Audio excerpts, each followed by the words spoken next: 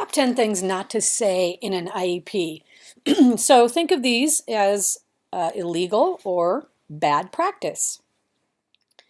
10. Let's get started. We have only 30 minutes for this today. So I think that's pretty obvious that we can't say that to a family or that we could even think that way.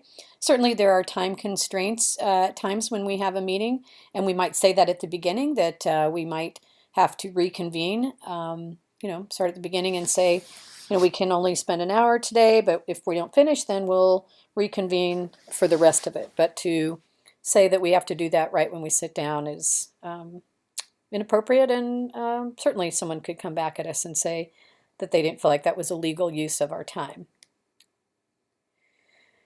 Number 9, I have the goals and objectives all ready to go. Let me tell you about them.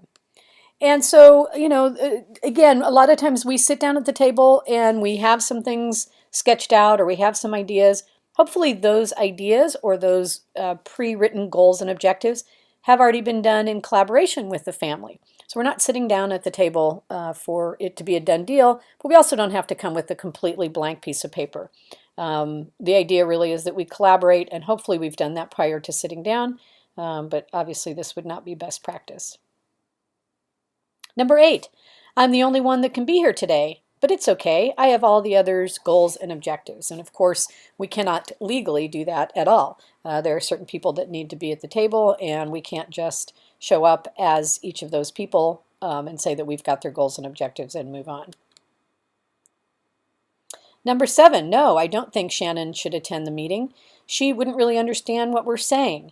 So students should always be a part of the IEP process, and in different ways, and starting from when they're younger to transition age, there are many different ways they might be included and be a part of their IEP process.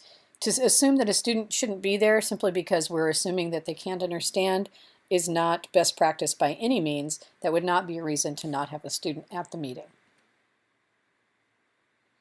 Our OT is assigned to 9 different schools, so we just use her for consultation services. So that one really is illegal. That's saying to a parent that we're not going to provide services for your son or daughter, not because they need it or don't need it, but because of the scheduling constraints of our OT. Worst practices, and also certainly not legal.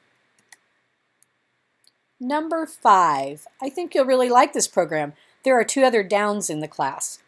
And of course that's horrible sounding, and we wouldn't ever use that kind of language. But we're also kind of making some assumptions to a parent about some similarities that students would have simply based on their disability. And clearly this is not anything we would want to hear, and certainly not anything we would say.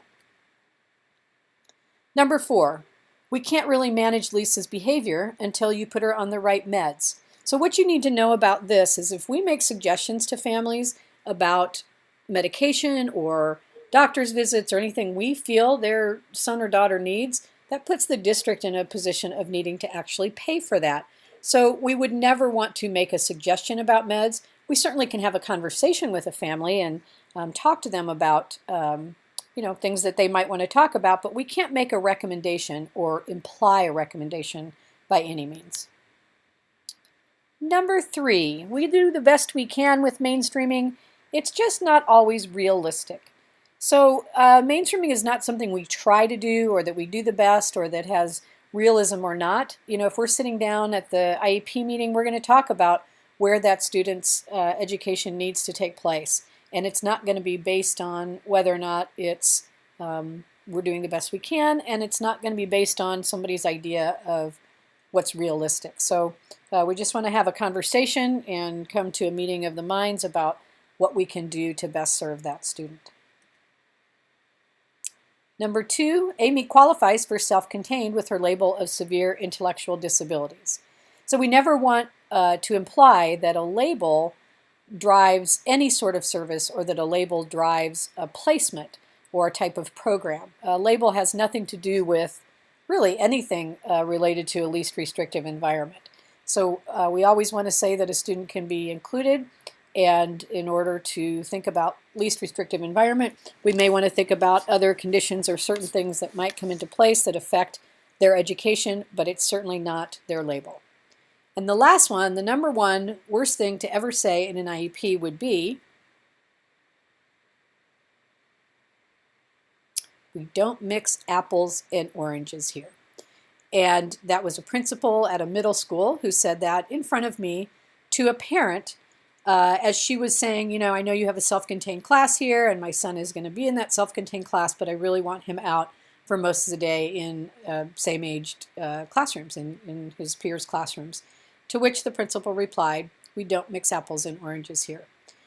In every way, that was offensive, of course, and certainly could be construed as illegal and worse practices. So I hope you never have to hear something like that said in a meeting, but if you do, I'm sure you'll be a wonderful advocate for that family and those students.